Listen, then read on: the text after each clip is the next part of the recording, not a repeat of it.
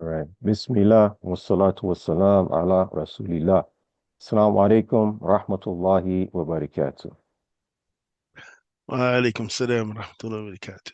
Okay, so today I have the pleasure of introducing and hopefully, inshallah, benefiting from some nasiha from my dear brother in faith and longtime friend, Yassine Ahmed Abu Muhammad, mashallah, barakallah, was from the pioneers in this thing, right? From New York City, Nah, uh, alhamdulillah. New York City now, mashallah, in North Carolina, and has his own Zabiha Farms company going up, trying to get the food truck going. But Yassine was, oh, Abu Muhammad was here a long time ago. We hooked up in Saudi back in the day, and that was in the early 90s. Haya Safa, Jeddah. Right, right. Sheikh Ahmed bin Mohammed. It was a long, bro, It's so about much history, man. right, right. Wow. So Definitely. I came in 93, and I think Abu Muhammad was around that time as well. Yeah, And wow, lot of history, man. A lot of history. Anyhow, one of the things I always I liked about what you were about was keeping your skills up, maintaining a relevant skill set, marketable, transferable skills, all of that. Because as I was saying before we got on, a lot of us came over here teaching English, and you just needed like a CELT or something like that. And in some cases, if you work for an international school like I did, just a teaching license or certificate. But you were one of the first people I met who actually had a set of skills that allowed you, mashallah, barakallah, by Allah Ta'ala's grace and mercy, to work in Mecca on one of the first major luxury hotel projects. And I think that that was was it the was with the Mecca Marriott, Hilton. the Mecca The Hilton, Mecca Mecca Hilton, Mecca Hilton, Hilton. right, And I right. remember we were so proud, man. We come down. Yeah, One yeah. of the brothers, man, down there, Yeah, that was very interesting when I got there. supervising the project. Yeah, You know took what I over mean? a project, yep, there. That was in Mecca, yep. But the beautiful Yeah, thing, so the point is, what the thing that allowed you after Allah Ta'ala's qadr, of course, His grace and mercy, is that you had a set of skills that allowed you to offer that to the company, the Saudi company that brought you on. hmm. And so a lot of times, a lot of us come here, and of course, the Deen, Quran, Arabic, and but also we shouldn't fail to update our skills, keep our skills sharp, because eventually some people may even have to go back. You don't know. You don't know. You may come with Right. one intention, something happens, you got to go back. Then the kids. So anyhow, I just wanted you to talk to a little bit about that. Just kind of like advising people that maintain marketable skills, transferable skills. Just because you leave, it doesn't mean, and especially nowadays, things are much easier. I mean, when we were here, the internet, it wasn't Yeah. really happening, man, during that time. I There remember was I no tried to such do my thing. master's online. It wasn't, Right. I No, just I couldn't get it done. But anyhow, further, right. Sheikh. Further, bismillah. No, no, Jazakallah khair. And I appreciate the opportunity to share. Yeah. Um, yeah, you're right. We got there around the same time. I got there in February of 93 is when I Okay. came there. And You got here before me now, because I got here in August. It was August of '93. Matter of right, fact, you were one of the people who helped me. Took me. We went to right. Medina. My first wedding in Medina. My first wedding. No, no, I subhanallah. remember that. Uh, Okay. so basically, I was there, and I didn't go to Saudi Arabia to stay.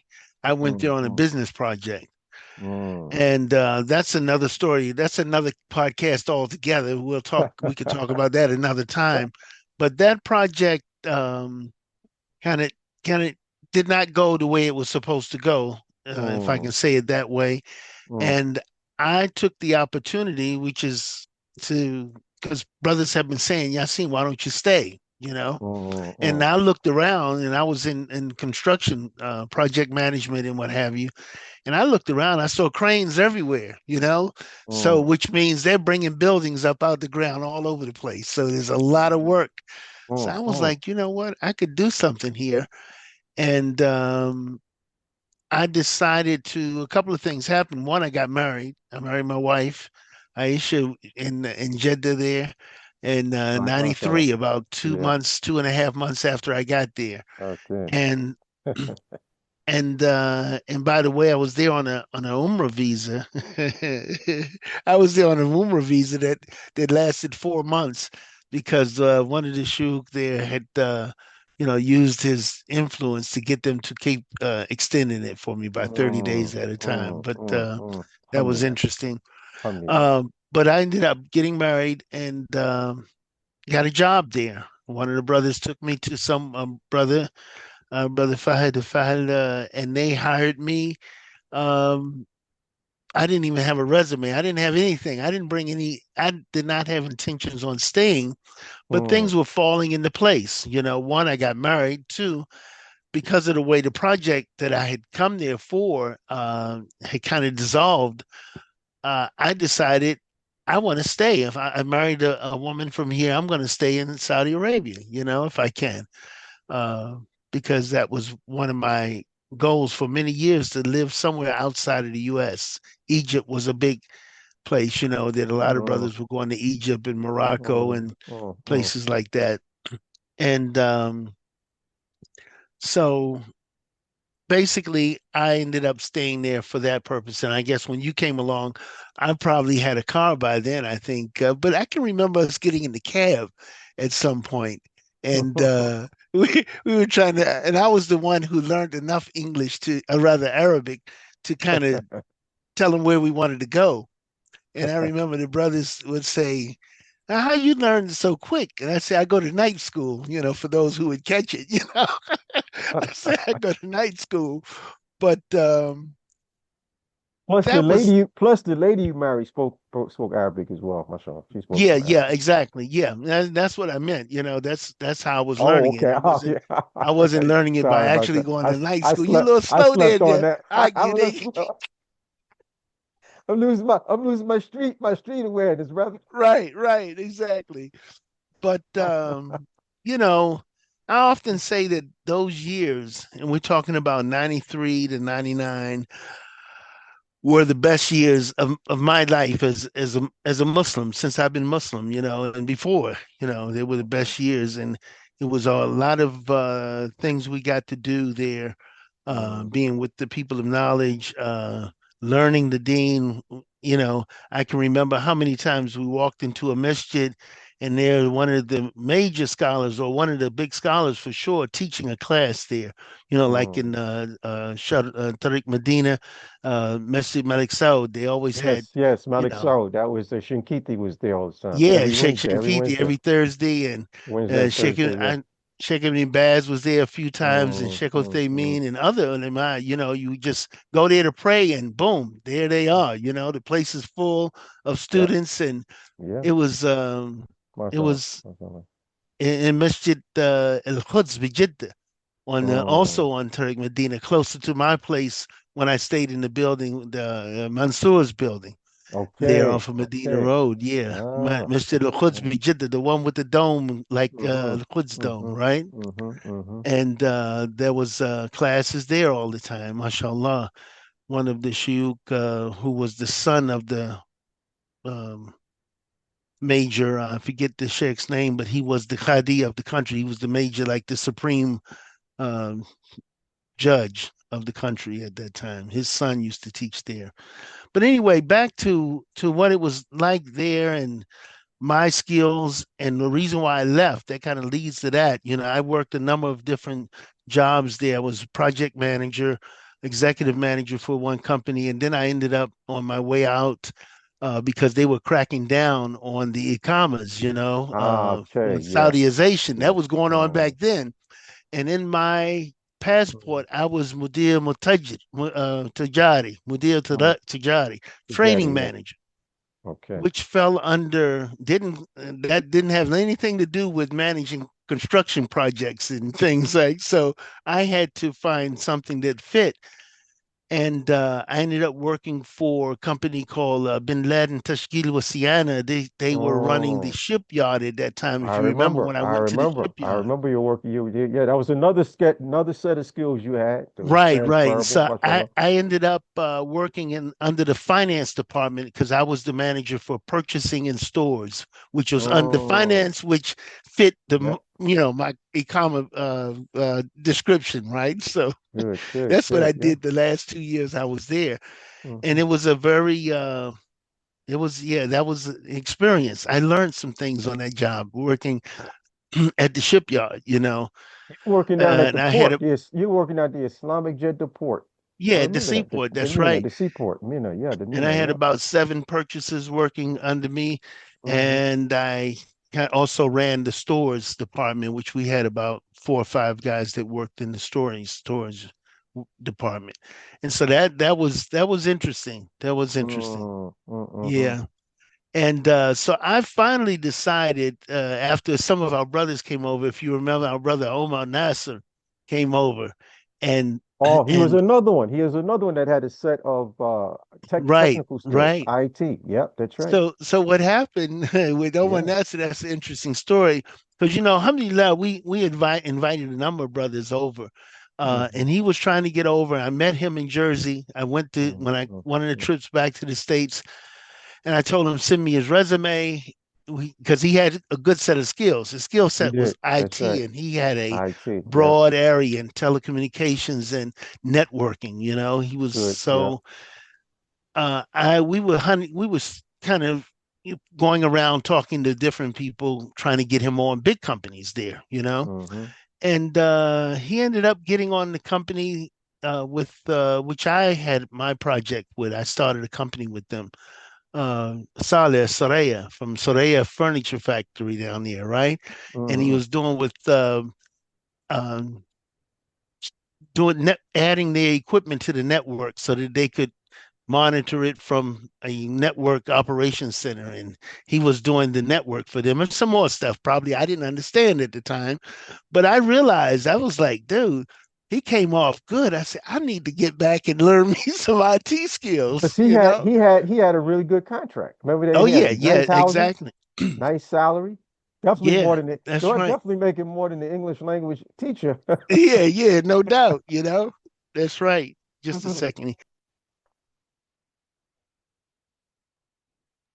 Excuse me. And so I decided, I'm like, dude, that's pretty good money. And I'm getting older now, and I don't want to have to Mm, be going up and down the steps in these projects and doing this and that and wearing hard hats and steel toe boots. mm, mm, Whenever went on the ships, I said, something, I got to do something. So that's when I came back to do, and I can't remember the brother's name. One of our brothers from the UK, if you recall, he had some CDs back then. CDs were with the lessons for um, Microsoft's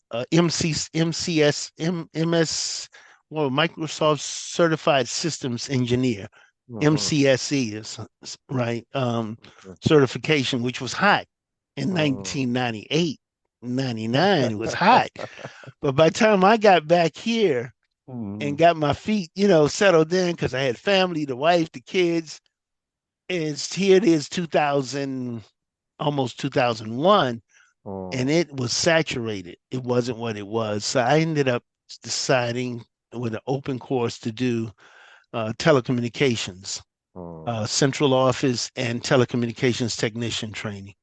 And I certified there and came in, and worked my way up up to about 2000 before I got into voice over IP, and my whole intention was to go back. I didn't leave to really leave and not come back.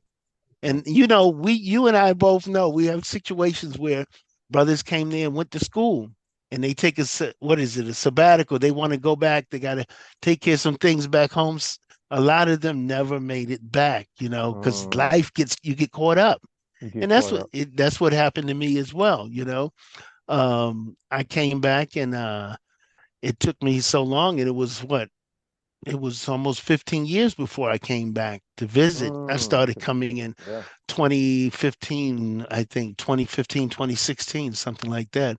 I Hmm. started making my trips back over every year, and things have changed a lot. But yeah, I loved it. I enjoyed it. I see a lot of the brothers that even now I'm in contact with, like yourself, and you and I go back. I mean, you've been there for a minute, so Well, like I said, I came, you came before me. I came in August of '93, working for an international school, international, yeah, private school. And brought my daughter was 8 months old at that time. But the thing is just making sure our kids keep their skills set up as well. And that's the nice thing. I like what you did, mashallah tabarakallah, for your right. children. And you also That's right. offered that to, I remember the Muslims as well, the young people. Yes, that's The right. IT, because the first time I heard about alternative um ways to make money and jobs, you and Khalid Fuller. Remember Khalid Fuller Yeah, also Khaled. was That's right. another one. He came That's over right. on that big That's right. that telecom contract, remember? That's right. And no, he helped convince me as well as our brother Uh Omar. But when mm, Khaled came, Khaled mm. was working with fiber optics, He was with and they were fiber running optics. fiber optics to Medina, right? Mm, And of mm. course, they needed a Muslim in there. So basically, they they upskilled Khalid. He got a beautiful opportunity Yeah, I because he remember. was getting paid good money, Getting paid. and they were basically showing him, teaching him on the job to do these drawings and all of that stuff at a different level. So they took him up a level where he wasn't at. Was he working for an American company? Did he come over on an American company? Yeah, yep. He He came over did, right? working. I can't remember. It was one of the big ones too. It was one of Yeah, the big ones. Yeah. yep, yep. Yep. And when he told me that, see, I'm putting stuff together. I'm like, dude, IT is the way to go, you know? And Mm, I had to come back. I said, I'm gonna have to retool. I called it retooling for the 21st century, you know? mashallah, mashallah. And Excellent, that's excellent. that's what Good. that's why I came back, you know. And alhamdulillah, it worked out.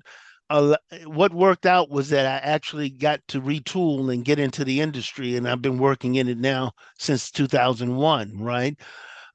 The other thing is that I got to pass on those skills teaching people, you know. Mm, mm, I did my training program, Teloptic EDU, where we were training people for tier one, tier two support for what Cisco's call manager, their VoIP solution, voice of mm-hmm, IP, and which was they were the major uh, vendors in the market for that back then. They had about over 80% of the VoIP market. Then there were some smaller ones that were coming in and gnawing at their heels, but they had pretty much locked it down, you know, in terms of um, being the primary company out there. Their mm-hmm, phones were everywhere. So, mm-hmm, and I knew that because I had trained, and I said, you know what? I can train people to do this job of tier one and tier two, and they're always looking for those people. Because every time they roll out a new system in a hospital, in a government building, in an office building, whatever, they want someone to handle the lower level work. The engineers don't want to have to deal with putting in phones and fixing minor stuff. Court, no, they want people who are tier one and tier two to handle that. And if they need to mm-hmm, kick it up, you know, but and so I knew that. I saw that because that was true where I was, which was the Securities Exchange Commission at the time. mm, And that's what gave me the idea. It took me about 4 or 5 years to get it off the ground because I was pretty much working on my own, acquiring equipment. I had about 40, $50,000 worth of equipment to teach, and I mm-hmm, started teaching the class. You know, absolutely free mm-hmm. um, Is that to still you. going on? Is that still, are you still offering that? What's happening No, with that thing? I would love to, and Got I think busy? about it all the time because I still have a lot of that equipment. Believe me, I still have cases and cases of the phones. They might not be the all the latest phones, but I Mm, do have even up in here. I got some of the the later models they're still using out there and training on. You don't need the latest thing to train them on, as long as you can get them trained for the system and how to manage that call manager. But I used to tell my students, I say, if you're familiar with surfing the internet, you've been on Facebook or Google, you can do that, then you can do this. You just have to learn the mm, interface mm, mm, and mm, how it's done. Of course, a lot of stuff is changing now because of AI. So mm. everywhere is changing right now. So I'm you highly recommend the folks to kind of, especially the young people and people thinking about Hijrah, kind of prepare yourself in preparation for Hijrah, get your skills right. set up. Do the Yeah, AI, do some AI courses, you certifications, need yeah, because that's what's international big. That's what's big here now. That's what's happening here right. in Saudi. Yeah, Yeah. you want to be internationally have a skill you can take anywhere, right? Mm, mm, Because mm, that's the mm, market mm, you need. You can't lock yourself into a market like US market. I still see a mm. lot of that happening, but you really need to have globally marketable skills where you can land on any tarmac in the world and find your skills are required there. They need it. And that's keeping the ear to the ground, knowing Mhm, what's happening. That's how I moved from telecommunications over to voice over IP. I got into telecom in 2000, 2001, 2002. I started realizing that voice over IP, voice and data were going to merge and everything was going to be on the side of data. Voice as mm, we knew it then is gone away. In fact, it's totally gone now. Even your cell phones don't work the way they did then. They're using VoIP and VoIP technologies to for your cell phone. You remember mhm. we used to have to pay for minutes. You had to get a minutes plan. Then what happened there? Well, because now they got you paying for data, and it's you Ah, know it's in their favor. It's all in their favor.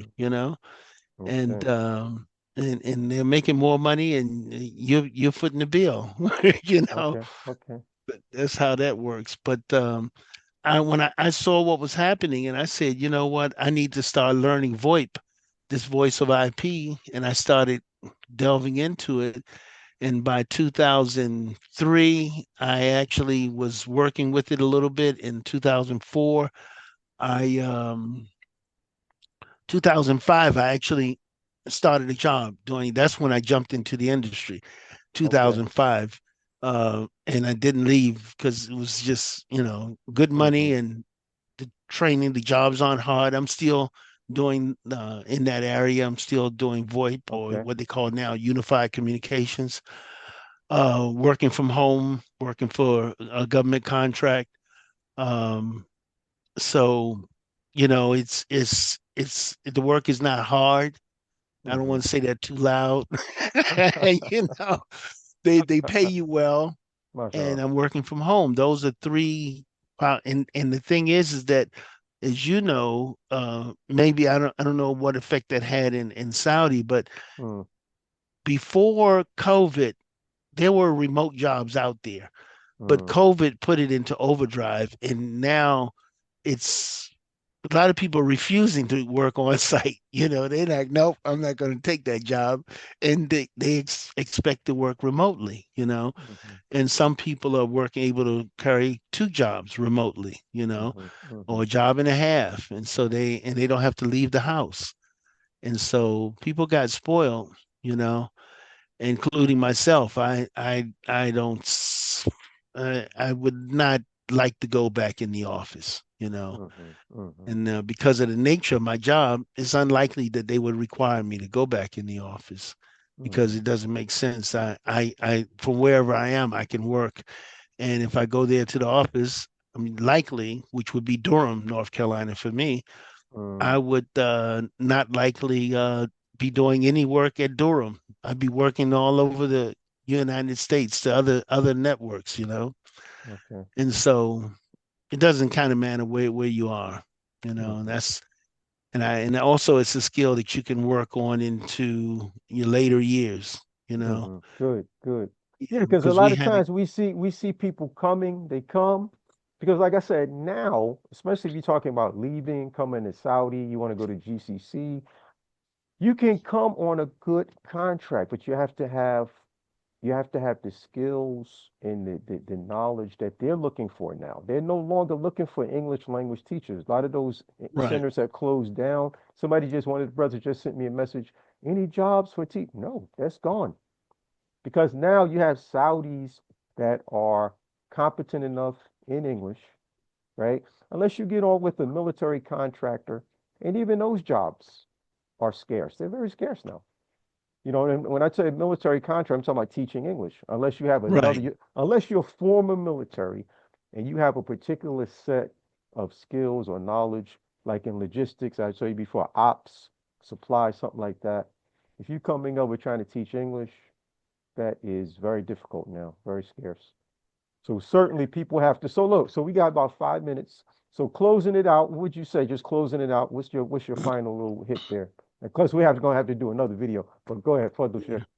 Yeah, I would say this, and this is something that's been on my mind lately, and that is that even when I was running my program, I wanted to take it into the schools, high school, ninth, 10th, 11th, 12th grades, right?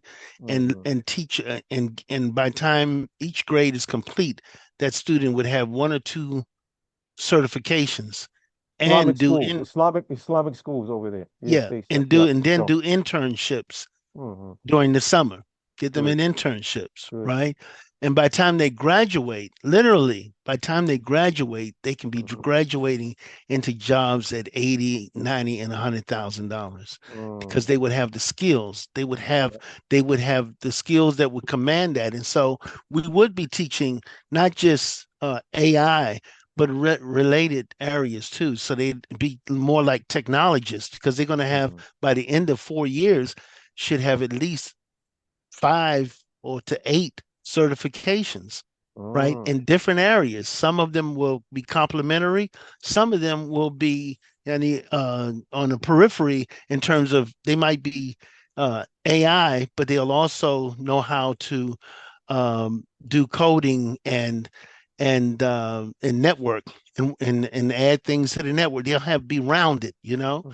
And Hmm. and that's what it is. And also I'd like to see that happen, and we start teaching our Muslim youth, particularly our males and our females. We need it on both sides of the ball, but life skills from the Life Islamic skills. Good, perspective. good. Also Life finance. skills. About finance, you had Right. always been pushing Exactly. that about the cryptocurrency situation, Exactly. depending on what Yeah. people's position on that is. Yeah, Marshall, I remember that. I remember that. You pushing Right. people to do all of that. Be more financially independent and to now do Financially, that. and Mm. also our young men know what it is to be a husband Mm. and take That's a care of. we got to do another segment on that one, brother. Yeah. Right. Right. No, in preparation, really in preparation for marriage, and That's right. mashallah. And, Yeah, and that's included in life skills, which is the life skills. economics, Good, learning how the good, financial good. system works, Good. learning how to, just Mm, to not be sanguine or lackadaisical, continue to develop and build your mm, skill sets, mm, mm, right? mm, mm, Never mm, get complacent. Continue mm. to build and strive for more and more. Challenge yourself and get that in the spirit. And if we have that, then that next generation that follows will be, inshallah, will be very powerful in terms of changing things. So for females, also a lot of times we neglect to educate our girls in the area of like what you were just saying, these transferable skills and stuff like that. Because nowadays you have couples going out, leaving, and we have a young couple, maybe they want to go out together. You know what I mean by going out, make hijrah, leave. Like I know you went up to Uzbekistan, for example, spent some time up there doing some technical work, but also for the girls, right? What do you say about the educating the sisters as well, the young girls, Muslim girls? Yeah, and that's and that that's again that's another podcast altogether in terms of Mm, mm, the mm, relationship in Islam. Our Muslim women, mm, what mm. should their goals be? Ah, good. And I Mm, think that one of the things is we got to get. mm, That's why I want to see our men, our young men, mm, become good providers and protectors and mm. understand Okay, what it's okay. like to build a Yeah. family mm, and then our women have to understand that their role, even though mm. we need them in other things, their primary Okay. role, as I told my wife when we came here from Saudi, and I said, her primary role is to raise the children, to take care of this home. Mm, She's mm, built a business over the years. mm. Inside, I said, if you can do something from the house and it doesn't impact negatively your functioning for the house, then do it. So she does clothes. She does, she's a seamstress. I didn't know she grew up as a seamstress. Her father had a sewing business, and so now she has a boutique here. She MashaAllah, sells mashallah. so, Hey, and look, she's look, been selling. Abu Muhammad, we get ready to cut, but listen, we have to do this. We got to do another one, man, because the time just goes so fast.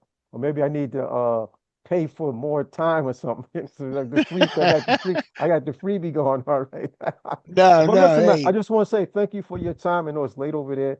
Jazakallahu khairan wa barakallahu no, fikum. barakallah fik. And may Allah Ta'ala continue to bless you and your family and give you success in your business. And you know, Well, yeah, no, Zabiha Farms, huh? Zabiha Farms. no, no, to Zabiha be have fun. Zabiha Farms.